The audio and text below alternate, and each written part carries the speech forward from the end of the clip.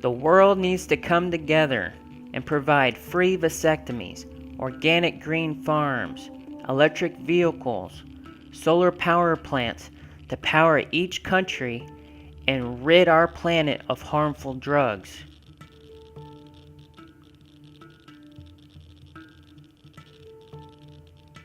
We have record high CO2 levels.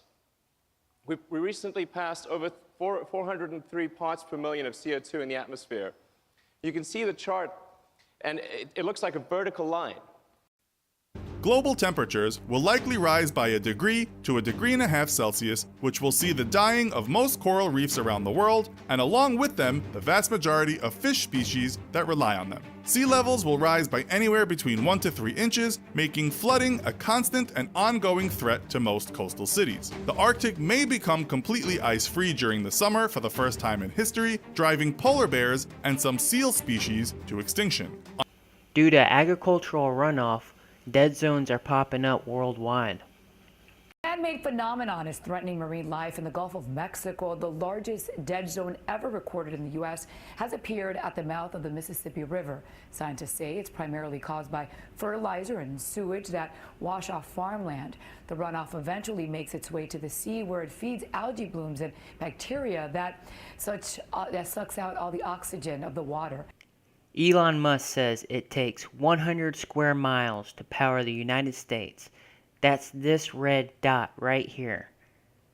And also contained in this red dot is 1 square mile of batteries to store the energy of the United States. Stroke of a pen today, President Trump declared the opioid epidemic the worst drug crisis in American history.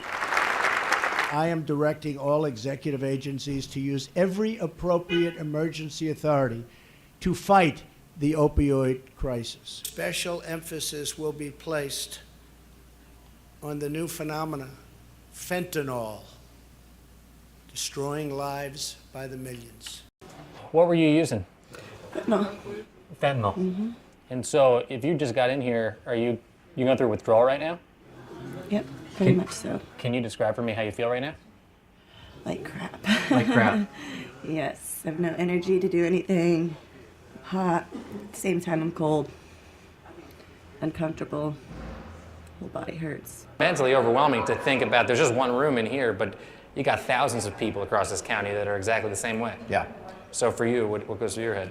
Well, you know, luckily they've been caught, they've been arrested, so hopefully we can get them into treatment and get them some help. But as you're hearing, if they don't go into treatment, they're going to go right back to using the same amount they used prior to getting in here. And that's when they overdose and die. You said you have a nickname for this street. Morgue Avenue. Morgue Avenue. It's not Morgan, honey, it's Morgue. Which houses have people died in? What houses have they not died in? Really? Really? Really. Look at all these places, man. I mean, it wasn't like this 4 years ago. What's it like to go through this? Hell. Hell. Every day it is hell. Traditionally, opioids like heroin are made from opium poppies. But what's ravaging this community is made in a laboratory. Over the past 2 years, fentanyl, a synthetic opioid that can be thousands of times stronger than heroin, has been flooding into places like here, Montgomery County, Ohio, where the overdose death rate has been skyrocketing. Through just May, overdose deaths in the county almost hit last year's total, and officials estimate this year's final number will double that. Unlike the meth, crack, and pain pill epidemics, the fentanyl outbreak is killing people at rates never seen before. Put this in perspective for me. In relation to the murder rate, higher or lower? Much higher. Traffic deaths? Much higher. So just about any category that you look at, there are more fentanyl deaths per capita than just about any other cause of death. I've never had one particular cause of death that reaches 70% of my workload. This is unbelievable. This comp says that it's okay for people in Seattle to have 3 grams of drugs on them. They call it user quantity, and the police cannot arrest them. He describes it as a concentration camp poisoning these people with drugs. Retired, just like that. I feel like I abandoned the ship, that I walked away, and I did, because I couldn't do it anymore. It was just, the bureaucracy built up to the point where I felt like I was no longer necessary as a police officer, that the system had a different idea of how they wanted. Listen to these next words carefully. Let them sink in. I've said it before, and I'll say it again, that the only thing I can equate it to is we're running a concentration camp without barbed wire, up to and including the medical experiment of poisoning these people with drugs. I don't know how else to put it, and it's infuriating. Every camp I walked into, there was a weapon, multiple weapons. I found modified weapons. I was constantly on the side of the road talking to people that were swinging machetes, holding an axe, armed with knives. Our city has even gone so far as to say, well, this much of narcotics on your person's okay. 3 grams. Yeah, hey, that's okay. So that's user quantity. That process, and people feel secure and okay having their drugs on them, what's to stop them from doing it? 25% of the homeless suffer from some sort of mental disorder. The treatment such as olanzapine has killed a person with as little as 100 nanograms.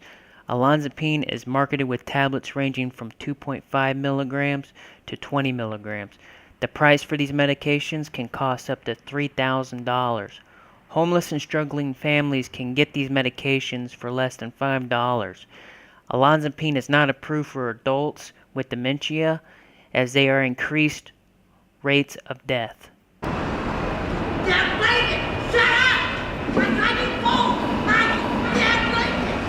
Shut up! It took a Great Depression to create Social Security. What will it take to save the world?